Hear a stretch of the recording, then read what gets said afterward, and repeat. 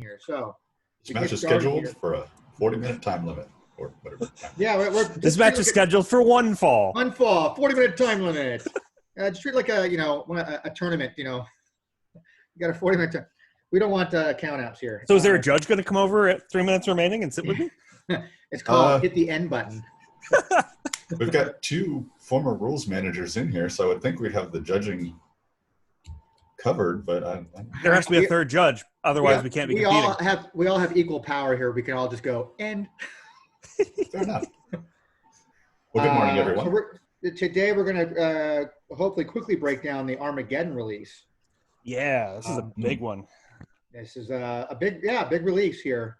Why do you say it's a big release? So Go ahead. Go ahead. Nope, you first, Creed. Fair enough. 2 main reasons.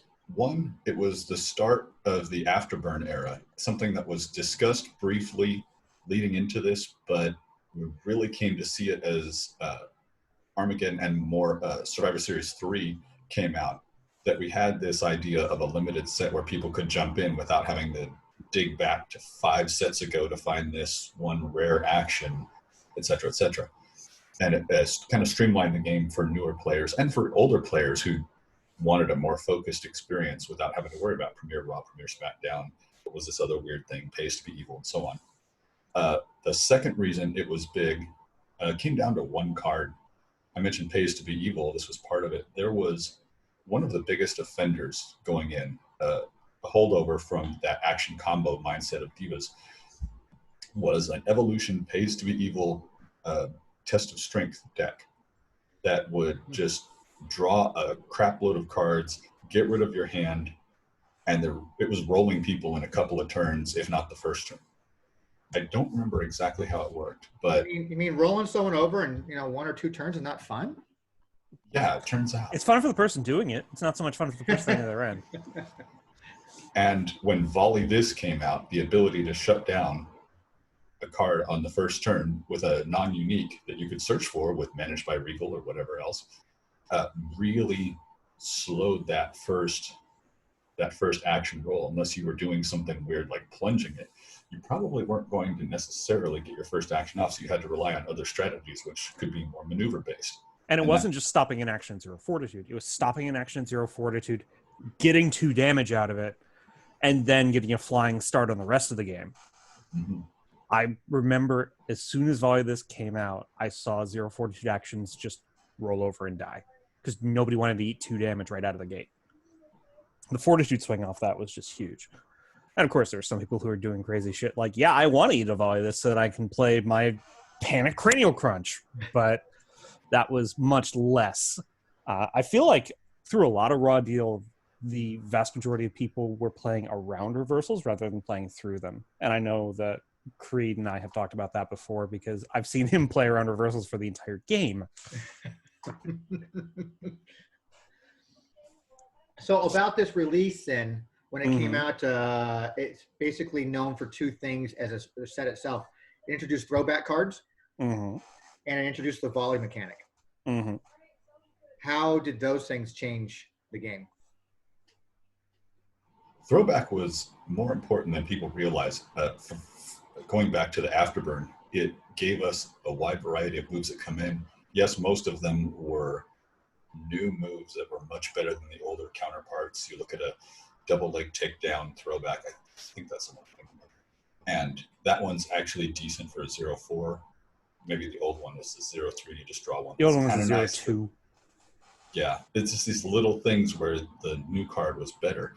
But there was also times when the older card might offer a feature that would make it more useful to consider. So they weren't completely getting rid of the old stuff, but they were making it a lot less important. It also gave them a great way to make new cards without having to resort to like kangaroo kick or atomic, spinning clothesline. Not that you can really depict a spinning clothesline in a single captured picture anyway, but you just put Zangief on there, right? Sure. Yeah, that's it. The other big thing that I know you're going to mention is Volley. And that was an interesting mechanic that sort of created the rock, paper, scissors dynamic. in the Yeah, I game. definitely feel like Volley was a very measured response to Heat. I think that Chain and Heat came around first in Vengeance. And when we talk about Vengeance, we'll get there. But Heat was very dominant and Chain was in the conversation, but it wasn't super big because Chain's big thing was, I'd kill your hand. And Heat's big thing was, I don't give a shit if you kill my hand. My whole ringside pile is my access. I'm just going to beat you down with all this cheap crap out of my ringside pile. So I've been thinking a lot about the Volley mechanic for the last few weeks because I was thinking about how we were going to talk about it. And Creed can confirm or deny this because he was actually in on the process. I was just a jabroni at this point. But Volley to me seems like a very measured response to, okay, we want something that targets Heat and makes Heat less effective. And you'll see things in this set that run along that same mindset, things like Baby of the Year's ability. Baby of the Year just fucks Heat over. Baby of the Year's like, oh, you like those headstrongs to your ringside pile? They're gone. But the thing about Volley is that because it was such a response to a different mechanic, it ended up being a little convoluted and it lacked a strong identity in this set. The Volley cards in this set are just big strikes. That's really all they do. There's a couple that are standouts. Cold Cocked is definitely one of them. Love that card. But everything up to that is like, oh, Super Punch. Super Punch is one of those cards that looks really unassuming until you think about the environment that it's in. Super Punch is a 0 for 3 that can't be reversed by step aside. So, okay, I'll elbow it. Well, what if you can't elbow it? What if somebody makes it 8 damage? Because it has 1 stun value. So if somebody really wants to set up their pre-match to make Super Punch 8 damage, what are you going to do about it? Remember that a Revolution of the Mind doesn't exist yet. That's correct. So I remember seeing decks that were built to just first turn 8 damage Super Punch. And you're like, I guess I'm taking 8 damage. And that helps get the ball rolling, which is something that Volley lacked when it first came out. Oh, yeah. It didn't have a lot of low fortitude maneuvers to get things rolling. So a lot of times you'd rely on other things to get started. Then once you got to 10, then you could loop those cold cocks. Mm-hmm. And, Flurry of Strikes wasn't so impressive. But there were some... Flurry of Strikes was a good idea, but the execution was a bit lacking because Volley is a weird mechanic with that whole, you can remove cards from your ringside to reverse it. So having a big finisher doesn't really help you because your opponent is going to have cards to remove. And they're like, yeah, I don't care. I'll just kill that with a Volley trait twice. Now what? Okay, I'm just sitting here. They did have like double axe handle where they started to put in the high risk component to Volley as well. But if you just nailed your opponent for a bunch and then you throw a Volley 6 card, they're like, well, here, I'll just stop you. Yeah, 6 cards out. Next. Which makes their next one better to go through. So it's not a total loss, but the idea that you're going to jump ahead early with just Volley just wasn't there in the Armageddon environment. That came later. And there was definitely some great support for Volley down the road. Cards that I've given Creed fits with before. But even just what they came out with Unforgiven, they had the Apchaki kick, the back fist that let you really get started a little better. But it did have a good intro there, and at least it laid the groundwork for what would follow. We also saw a bunch of chain support. Like you said, Heat was pretty much a total package when Heat came out because it had the headstrongs, the reversals, and the maneuvers. Yeah, they were all blank for the most part, but it gave you something to work with. Whereas Chain had some stuff, but it didn't feel like a whole package yet. And in this set, we got Grab, Rest Hold, Atomic Bear Hug. Atomic Driver was huge. Oh, yeah. Atomic Driver was great even if you weren't caring about Chain. Yeah. Just go get a unique. Okay. And go get a unique with this 12 damage protected grapple. Right. Sure. Why not? I love Rest Hold. Rest Hold, one of my favorite cards. One of the unsung heroes, too, is Flawless Execution. Because every time you played a move, you get to recover one. So it gave Chain a way to stay in the game if they were taking a shelling early on while you were wearing hands down. Yep. I was going through the card list on VelaCards.com, cheap pop. I saw one that with the Ready to Fight combo. Good. Oh yeah, Ready to Fight didn't come around in this set though. That came out, right? That was Royal Rumble. Yeah, right. I saw a card in the lineup that I remember playing a lot, which was Personal Vendetta. It's a Chain and Heat action that just lets you exchange cards from the ringside pile to your hand. And That was great for chain because there was another card in this set called the Switch that did something similar. It was just a super roll out of the ring because roll out of the ring has been hated on forever. But Personal Vendetta being heat also meant that you could throw it in a heat deck. So it was some subtle support for heat, but not a ton because, like Creed correctly said, heat was a full package out of the box in Vengeance. Is there any the superstars now? We have the superstar. Which superstar from this release benefited from a volley mechanic? Any of them? Babe. Which one? I mean, Babe could supplement it, but she didn't live or die by the volley mechanic. I'm not sure that Divas tools. She still had all the Divas tools to use, so she wasn't limited to having to use big strikes, but she was basically Trish without having all the restrictions that made Trish so limited in action oriented. Plus, she had a strong ability. Plus, she got some great support. Armageddon is upon us. Keys to the City was huge. Yeah. That card's so good. I think one of the things that made her less popular, though, was she didn't really have strong ultra rares. They weren't bad, but usually you're thinking the ultra rare is going to be a big finisher. Well, she already had her finisher from the first set, and it was a 2 for 6. Yeah. So they didn't really have a strong move to go, ooh, I got this card. So I think some people weren't as focused on her because they'd get an ultra rare. It's like, oh, I got this Babe of the Year action. Yeah. It's shiny. I guess I like it. Yeah. It has Trish on it. 10 out of 10. It has Trish on it. That's a win-win. So, I guess we just touched her decks like that already. Her deck. So let's go to the next one. How about JBL? Oh God, JBL was amazing. Jesus. JBL is one of those guys who has an ability that's terrible for limited, but they worked around that by making him a heat deck. So that worked great in the starter. But when you sit down and build that deck, JBL was one of the decks that I used to propel myself up the rankings because you can do so much with that ability alone of I play a unique, I draw a card. Okay, all my uniques replace themselves now. This is fantastic because uniques are the most powerful cards in my deck generally. But you're also looking at things like JBL's Limo, where I just go get 2 cards. They can't be common or uncommon. Who gives a shit? 10-gallon hat. Oh, you blew my combo? I'll just try it again. His starter deck cards were fairly weak, although you forgot about Orlando Jordan was decent, and JBL's Clothesline from Hell could come out and surprise you, especially as a reversal. That reversed a ton of stuff that you wouldn't even think about. But it was also very easy to just throw as a big finisher really early by just dumping a bunch of cards out of your hand. Not to mention, in Sealed, he was one of the few guys who came with a trademark finisher because his others were not strictly deck cards. They had to put those as the ultra rares, the hat, the limo. But yeah, he was devastating. I seem to recall a certain somebody at Origins Draft who not only had JBL as a heat deck out of the box, but also got Hell in a Cell and pretty much ran the table on everybody. I went undefeated in that draft tournament, sir.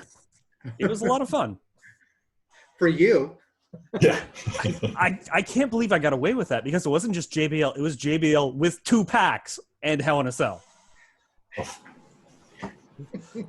That was crazy. Yeah, there's still, even to this day, even though we tried to tone him down with Virtual being mostly unique cards, I'm still surprised people say, well, why is JBL hated on? Why doesn't JBL get extra perks? Like, no, the guy, I mean, he will cut your hand down with Armageddon is upon us and not care because he's already got 12 in his hand and 2 in the limo and gets 1 back with the hat. Like, what do you need more? If you need more than that, we can't help you. Yeah. That's deck design issues. Yeah. And originally there was some concept that, well, maybe he'd be Bradshaw so he could use some of those cards. But I think Barron said that because he was a different character than Bradshaw, which is fair, that they went a different way. Yeah, JBL wasn't exactly sitting there drinking beer cards and more beer. Right. I did find something in reviewing some notes where he was actually considered as a booster superstar, and they were talking about having Eugene as a starter. Wow. And then I think they switched that, which probably is for the best. I don't think. Yeah, that was definitely a smart decision. But as strong as JBL was, people, even if he wasn't having a big following, people would get him just because, 12 card hand size. Yeah, totally.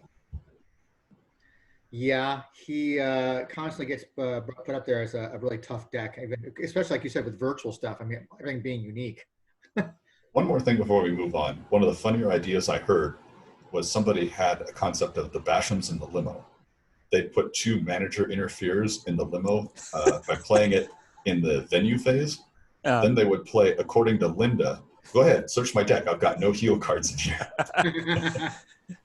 That's funny. Next up, we have Randy Orton. Randy's a solid deck. At this point, he doesn't have Destiny yet, so he's still a little limited. And Eurocut is 2/5 draw a card. I mean, it's 0/5 for him, but it's still just 5 damage strike that draws a card. Well, they had the throwback in the set, so he got the 2/6. I thought the throwback was an SS3. Could find out. One sec. Have it open here. No, that was in Armageddon. Okay. It was one of the rares. Yep, you're right. I just glossed right over it in the set list. Okay, so 2/6 draw a card. And the search for Ego Boost was kind of nice, but that was more Search for Ego Boost was nice if you're playing against Chain. Yeah. Yes. You did not want to see Randy Orton as a Chain deck. Okay, I discard this Ego Boost and whatever else, draw 2 cards, and then kill your move. And then I'll just go get another Ego Boost. He came packed with a pretty strong support card that can be used by other talent. It's very sought after right now. Oh, yeah. Paid, late, and made. I mean, No. That wasn't in the starter deck. He's talking 3rd gen. Oh, yeah. Gotcha. I thought he was talking about the paid, late, and made because he had that just walking in the door. Yeah. Plus, I hear some people will sell it for $5, so it's wherever you can find it. I mean, it's got the guys on it. Girls always sell for more. Yeah, but I mean, he came with 3rd generation superstar, right? Mm-hmm. Right. That's a highly sought after card. I mean, first off, his deck is impossible to find. You can find JBL decks out there every once in a while. You can find plenty of Shanomax and some Sheltons. Phenom is really hard to find. Baby of the Year, but Randy Orton's deck seems to be one of the hardest decks to find out there because people wanted to buy 3 of them so they could have 3 3rd gens. Exactly. But he is charged. Yep. Yeah. Right there. So what we got? Shanomax. I liked the idea behind Shane, and Shane had already existed as an enforcer, and people had seen a lot of great success with the Shane Enforcer. And I think that success with the Shane Enforcer kind of stymied Shane as a single, because Shane still has the same Shane ability. You can just throw Iris after anything. But especially in this release, his card support was very bland and not so great. Mean Street Silver Spoon is a pretty decent card, but Leap of Faith isn't anything special, and if it's reversed, all players discard 6. Mean Streets of Greenwich, Connecticut. Okay, I can either raise or lower both players' pre-match capacity by 1, 2, or 3. What am I going to do with that? If I drop you by 3, then I only have 1 slot left myself, so I can't really do anything else to oppress you. He did have First Family that would help him build back up, but yeah, it did limit things quite a bit. Yeah.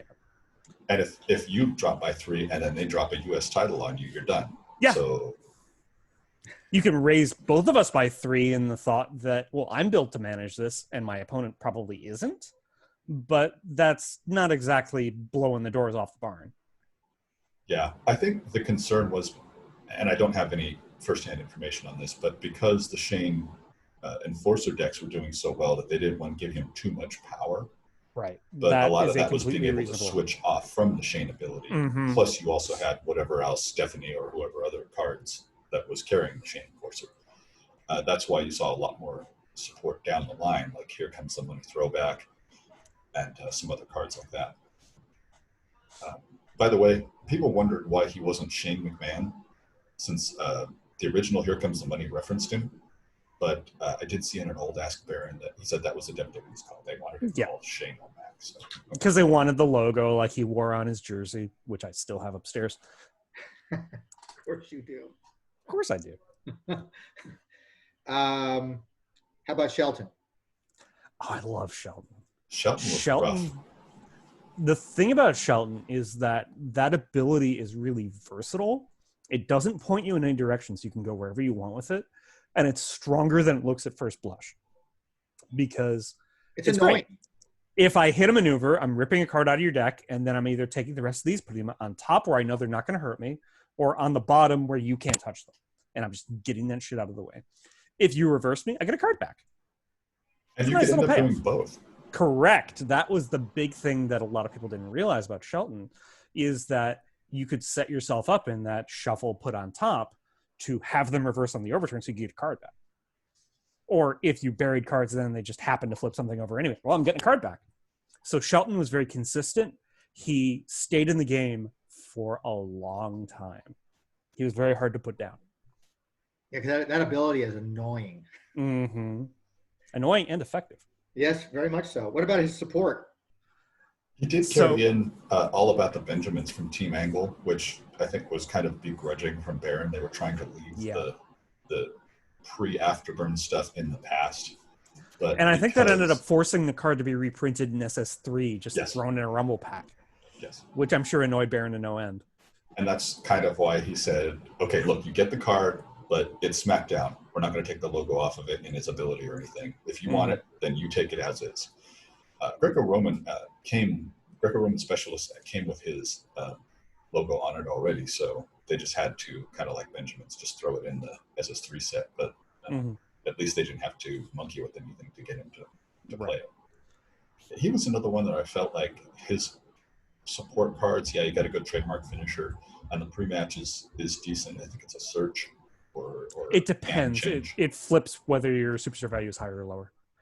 And they were smart about it this time and included a clause if your superstar value was the same, because Brock's backstage warm-up routine did nothing if your superstar value was the same. But he was one that the support didn't need to be that strong because he was just ready to go as is. I will mention one of his cards that caught a lot of people by surprise when I played it. Shelton's Splash. It doesn't look very exciting. It's a 12 for 13 high risk that you play after like a 40 or greater maneuver or as a counter. It was really easy for Shelton to reverse something on the overturn and then Shelton Splash. Or kill a card from your hand, Shelton Splash. And you don't expect Shelton to just throw a 13 damage high risk out of nowhere. But it's very fitting to his character, I would think. Oh, yeah. I'm actually going over some of the stuff here and looking at that sales sheet for this release like that. That's a beautiful promo card they put out for Baby of the Year. Oh, yeah. That should have been the that got a lot of people's attention, I'm sure. I actually, did I do a full, I collected, because so many people would, I don't need all these extra promos. So I think I collected 60 of them and actually made a deck with clear sleeves and backed them with the promo card. I'm sure that you did. And then backed the Backlash deck with the original Summer of Slam. Mm-hmm. Yeah. I remember seeing that deck. It was beautiful. She's always watching me while I'm playing. I love her so much. Last deck on that one was from that release would be the Phenom. Phenom was a very interesting deck. And I think that a lot of people were really excited about him because it was the fucking Undertaker. It let you do things with those Undertaker cards without being Undertaker. And I think Undertaker's ability was very good early in the game's lifespan. But as we got on into this era, it was starting to look a little dated. Trade 2 cards from hand for 1 card from ringside. It's still a card disadvantage, even if you're getting to pick out stuff over and over. And I think that's why in Star Series 3, that feud just made it, trade a card for a card. You trade some pre-match space for it, but that doesn't matter because you can make that up another way. It's card for a card. Yeah. So that's the set right after Armageddon. So I think Phenom coming out reinvigorated the Undertaker a little bit, but also gave you something to do if you didn't want that ability and you wanted to use all those Undertaker cards with something new and something weirder, because Phenom was you could pack 4 copies of everything, not 3. That just opens up deck building to all kinds of new potential. I think it was hard to really see people taking advantage of it. A lot of the obvious uses, like, I'll pack 4 miniature interferes, or I'll pack 4 that's brokens, tend to be a little more situational. So me personally, I didn't see anybody playing the Phenom doing anything that was special until Bash, when you could drop 4 of those and you have 4 fortitude at the gate instead of 3. And I think that Great American Bash was also around the time when Revolution of the Mind started to really pick up as a key reversal, because when it came out, a lot of people kind of scoffed at it and like, I don't want to pack that because I'm giving up so much of this other reversal stuff, because decks weren't super tight on room yet. But for Revolution of the Minds is pretty big for Phenom. Yeah. Big time. But again, we're not there yet because that card doesn't exist now. Right. It doesn't exist. It seemed to do a lot more to support the Undertaker or Dead Man Inc. decks that were still floating around out there. It gave them a new trademark finisher as well. Oh, yeah. That was pretty hefty. Oh, And yeah. some nice reversals. That's all on the decks. Then we had 2 booster superstars from this release. Oh, we sure did. We had Eugene. Eugene. Yeah, Originally, earlier in the game, they had actually wanted to use that ability for Dean Malenko, but then he retired, so that was no longer a consideration. So it was just kind of held over, waiting for a good home. And Eugene showing up doing Stone Cold Stunners and Rock Bottoms was perfect for that. I remember when Eugene was on the promo list, and we were like, what the hell is Eugene going to do? And one of the Ask Barons, Baron is like, Eugene is going to make a huge splash, and we're never going to need to support him again. He's going to do everything that you could ever possibly want and then more. And he was right. I remember just rolling Baron with a Eugene deck. This had to be No Way Out era, somewhere around there. And after the match, he just signed my Eugene and drew a little halo around his hand because Eugene's waving in the picture.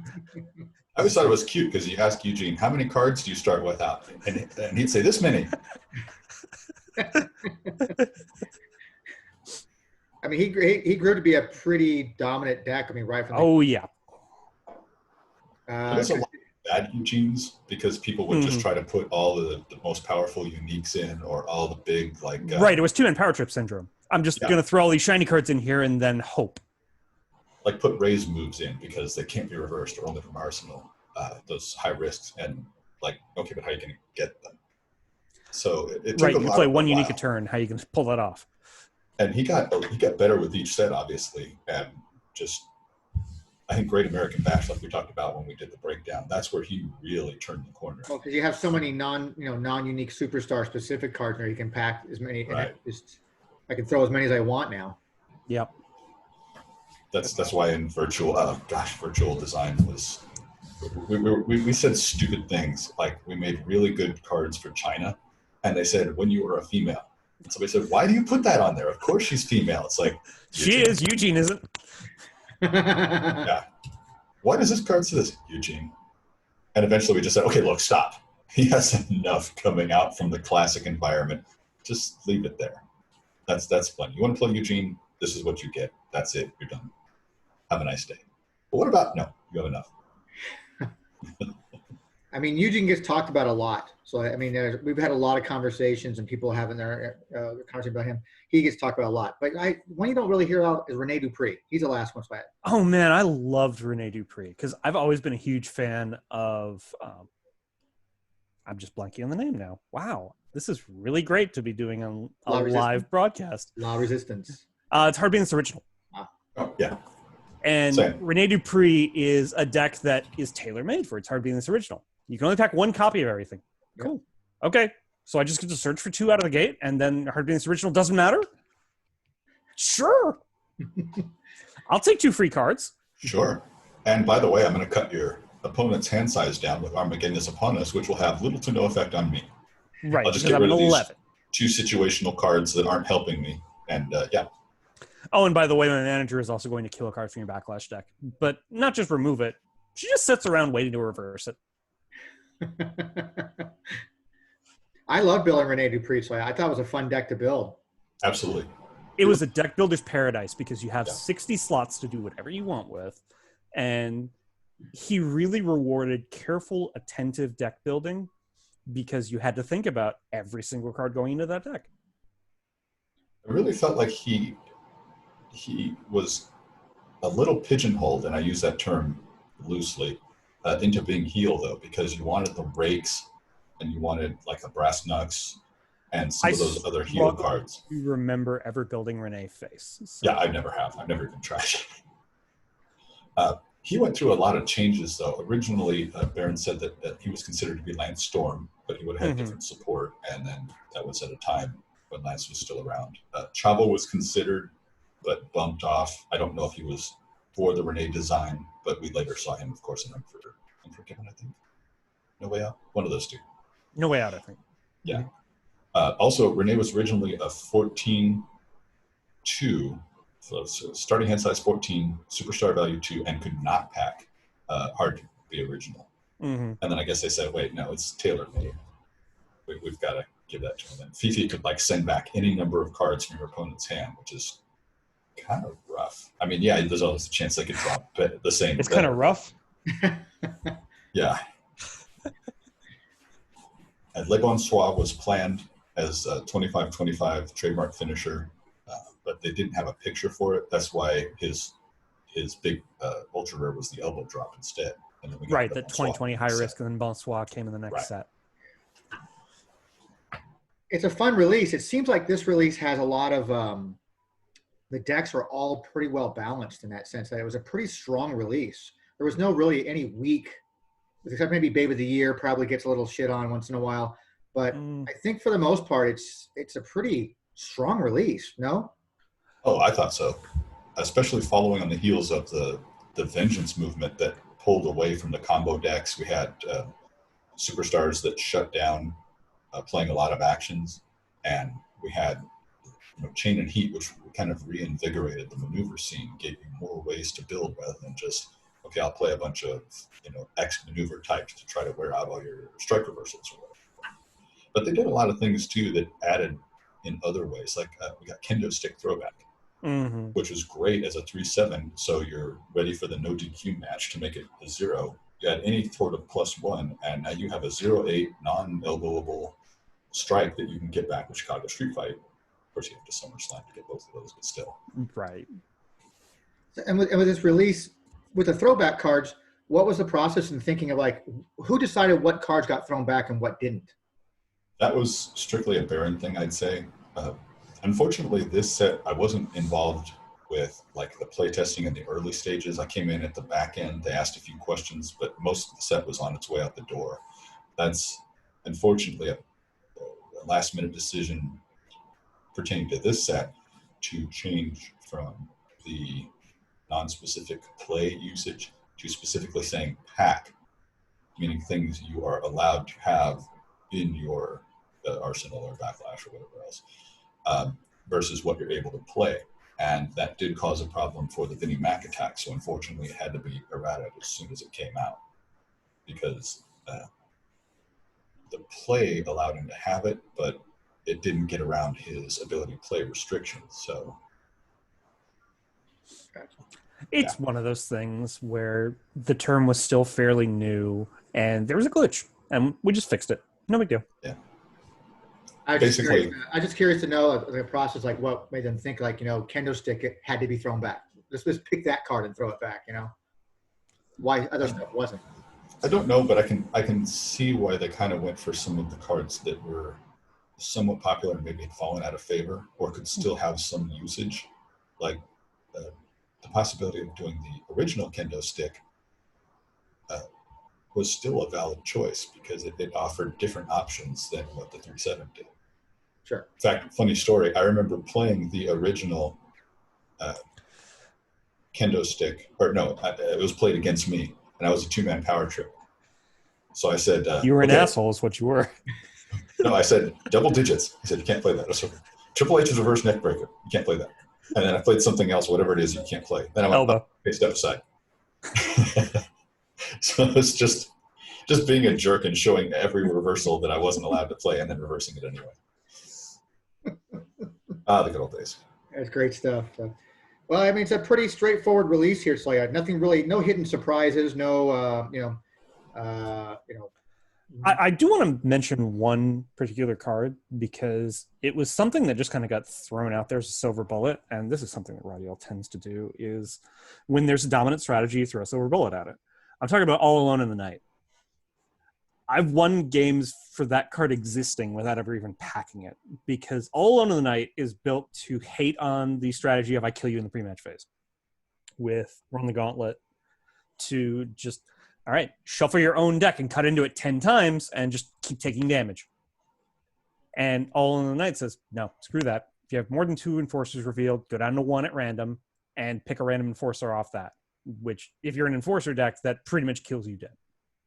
Deader than 4 o'clock. Because you're probably going to get a really shitty enforcer that you don't want to use, and you have no way of switching off because you only have that 1 enforcer card. Oh, look, it's Devon. Devon in my action-oriented deck. Yeah, that's going to be great. So just that card existing started to pivot the environment away from Run the Gauntlet, which was a beautiful thing because Run the Gauntlet was really uninteractive to play against. And it was one of those decks that just sat there and watched you kill yourself. I hated that whole pre-max and Run the Gauntlet. I think I played someone at a shuffle and cut one time, and someone played that against me. 9 out of the 10, I overturned a 0. Yeah. Nice. I did that with JBL, and then the one I didn't overturn to 0 was JBL's Clothesline from Hell. Oh. No, I still won.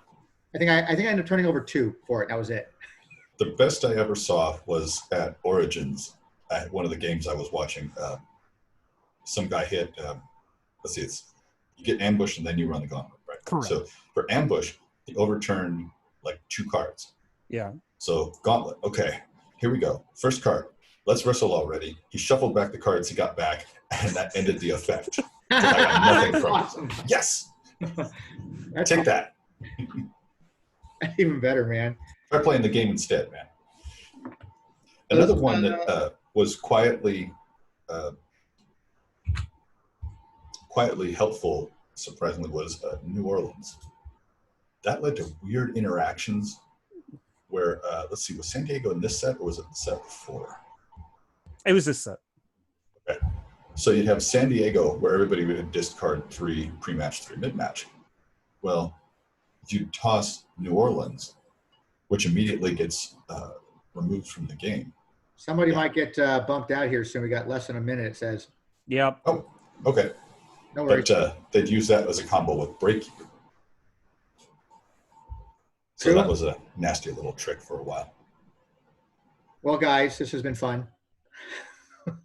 It's actually a pretty simple, easy set to break down, it looks like. It was just a overall strong, not of new mechanics added other than Volley. Although I think we can probably discuss Volley a little bit more in later releases, I think, because a lot of tools were added to it. But this was a fun set, a really strong set. It's still one of the most desirable sets to find, actually. Oh, yeah, 100%. Starters. So I don't know what's going to happen. Let's just kind of wait around and see what happens here in less than a minute. Sounds good. Before, and